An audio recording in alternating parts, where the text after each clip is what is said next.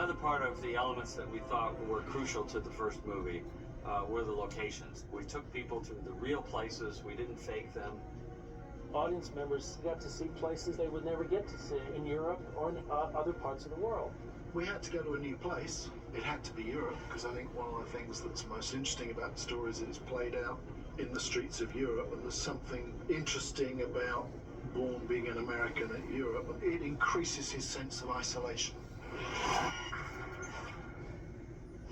We picked Berlin kind of with an homage to the old spy stories that had come out of Berlin. Berlin is quite a different city. It's a flat city, and it's wide, and it's about space and loneliness, and there's less places to hide. Berlin is the absolute quintessential city to shoot this stuff in, because this was this divided city, this kind of enclave, this kind of preserved area of where the East-West conflict was kind of focused. I loved it. I love Berlin. I loved it. It's a great place to shoot. Berlin has been really wonderful, and the city is incredibly historic, and I've really had a wonderful time being here and working on this particular film here. You want to go home?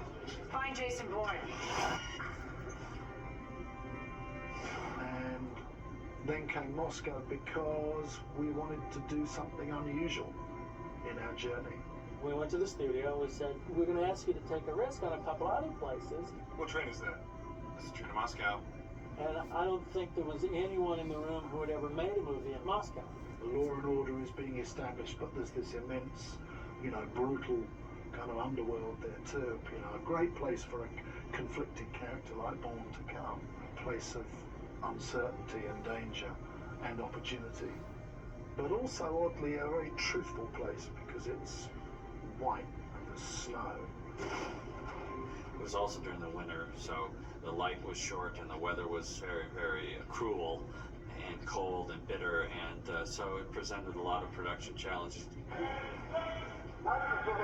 I'm from Boston. I'm used to cold winters. But the coldest we ever were was in Moscow in October. Moscow was just freezing. I mean, truly cold. At one point with Dan, I was rigging on the roof, and it was snowing so bad that you put your hand on the truss and you'd stick to it. You couldn't touch things because you were stuck to it.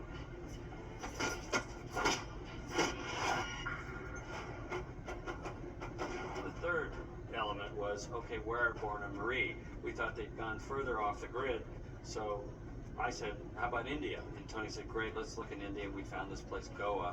It is kind of hippie, a huge hippie community there, and a lot of people, you get the sense, got there and realized that it was paradise and never want to leave. That's twice now. I've seen the same guy. I saw him in town. He was at the telegraph office.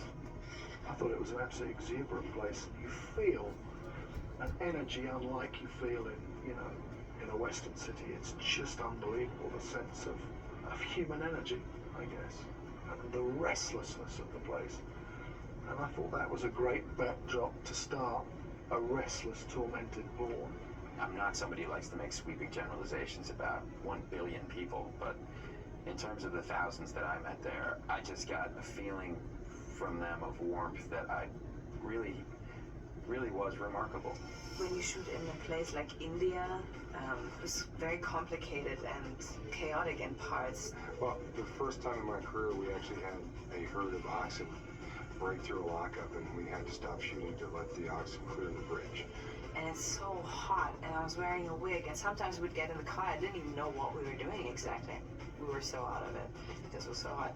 There were a lot of people there who didn't know we were making a movie, they didn't know what, it was like they had their lives. When you, for instance, lock down traffic, people just immediately started honking. The minute we throw up the camera, as quickly as we try, suddenly we'll have a crowd of 500 people, and they're all staring at us. And we have to keep them from looking at the camera, and that's the hardest part. So we tend to try and hide the camera, go long lenses, and be as stealthy as we can. So it was a learning experience for a lot of the European or American ADs on the movie. We're going like, my God, this is a challenge unlike any I've ever faced. Beats the heck out of freezing to death in Moscow and Berlin.